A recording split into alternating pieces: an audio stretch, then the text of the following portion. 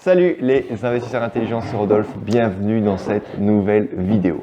Avant de commencer aujourd'hui, je vais vous adresser un grand merci, de grands remerciements pour vous. Pourquoi? Parce que vous êtes de plus en plus à vous abonner à la chaîne et cette chaîne elle commence vraiment à démarrer assez fort et je tiens à vous remercier, je remercie vos nombreux likes, je remercie vos nombreux commentaires. Et vraiment, ça me fait plaisir. Il y en a beaucoup qui pensent que je passe énormément de temps à les préparer, ces vidéos. C'est vrai, je passe énormément de temps à les préparer, mais je passe surtout beaucoup plus de temps à répondre à vos nombreux commentaires. Et je m'aperçois que vous êtes de plus en plus nombreux à me poser des questions.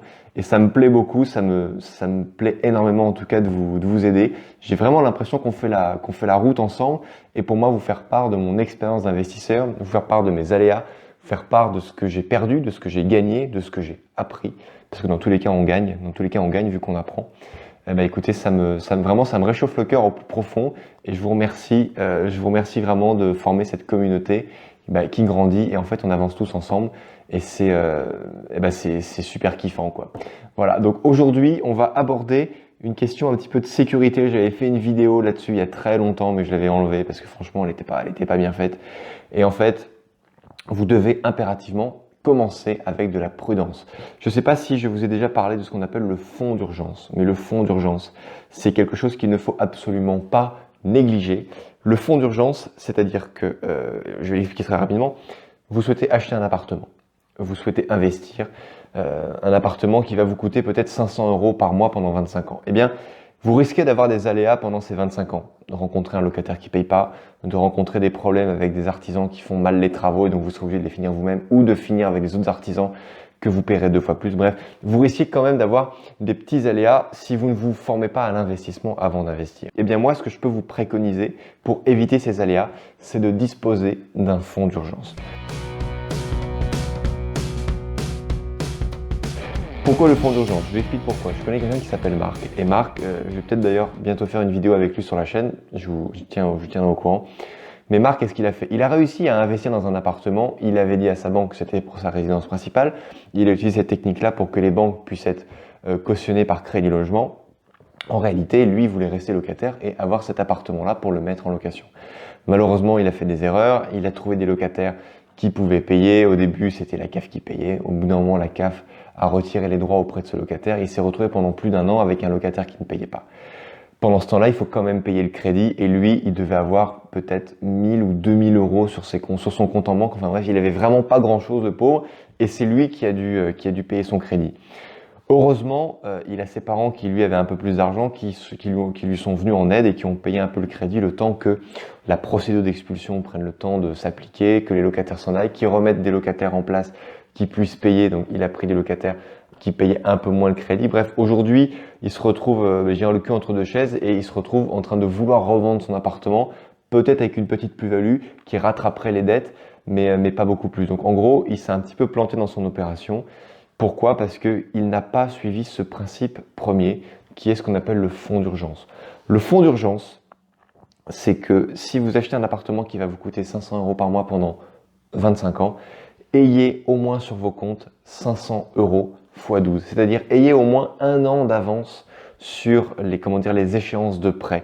On vous demande simplement d'avoir, donc 500 € x 12, d'avoir 6 000 € sur vos comptes en banque avant de vous lancer. Ça ne veut pas dire que vous allez sortir ces 6 000 €, ça veut dire que ces 6 000 € là seront disponibles en cas d'aléa. Ces 6 000 € là, c'est simplement votre roue de secours lorsque vous crevez dans le désert. C'est simplement votre bouteille d'eau qui est cachée au fin fond de votre sac à dos lorsque vous traversez, je ne sais pas moi, une région aride et sèche.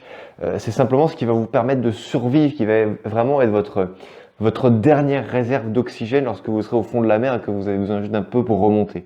Voilà, c'est ça qui permettra simplement de faire survivre votre projet. Ce fonds d'urgence, déjà, premièrement, il va faire quoi? Il va vous rassurer parce que vous allez vous lancer sereinement dans l'investissement, vous allez vous lancer sereinement parce que vous allez disposer de ce fonds-là. Deuxièmement, il va vous permettre de faire face à différents aléas, que ce soit un artisan, des petits travaux d'urgence, un locataire qui paye pas. Alors évidemment, ça peut être 1 an à les expulser. La plupart du temps, quand même, les locataires qui payent pas, ils s'en vont d'eux-mêmes. Il y a les services sociaux qui vont s'occuper de les replacer. Si la justice ne veut pas, comment dire, les expulser, ou enfin de faire usage de la force publique pour les expulser, eh bien le préfet s'engage à vous verser une indemnité d'occupation qui correspond quand même à 80% du loyer. Donc certes, 80%, ça n'est pas 100%, mais ça permet quand même d'avoir un petit peu d'air et de permettre de pouvoir au moins payer un petit peu votre crédit. Mais quand même, c'est tout de même une situation qui est inconfortable, et surtout le pire des choses, c'est que ça peut vous dégoûter de l'investissement et ça peut vous dégoûter à recommencer.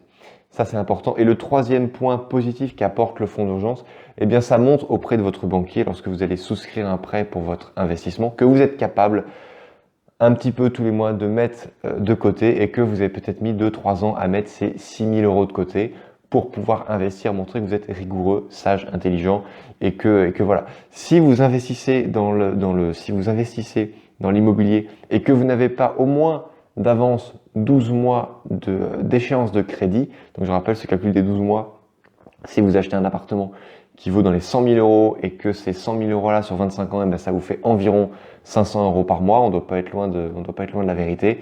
Eh bien, si vous avez 6 000 € de côté, ça fait 500 € x 12, eh bien, ça veut dire que vous pouvez investir sereinement, de façon autonome, de façon raisonnée, et surtout, ça va plaire à votre banque. Like cette vidéo si elle t'a plu. Vraiment, c'est très très important. J'espère que cette vidéo t'apporte de la valeur, et surtout, j'espère qu'elle aura beaucoup de vues, cette vidéo. Pourquoi? Parce que peu de gens en parlent, alors que c'est vraiment très très important. Je vous dis, c'est votre ceinture de sécurité quand vous roulez. C'est comment dire, j'espère très fortement que vous n'avez pas besoin de vous en servir, de votre ceinture de sécurité. J'espère que chaque fois que vous la mettez, elle ne vous servira pas. Mais j'espère que le jour où vous allez vraiment malheureusement avoir un accident, que vous aurez votre ceinture de sécurité, que vous aurez l'airbag, que vous aurez tout, parce que c'est ça qui va vous faire survivre. Voilà, donc cette vidéo est terminée, j'espère qu'elle vous a plu. Commentez-la, likez-la, partagez-la, abonnez-vous à la chaîne si ce n'est pas déjà fait. En attendant, je vous souhaite de très bons investissements et je vous dis à très bientôt pour la prochaine vidéo. Ciao!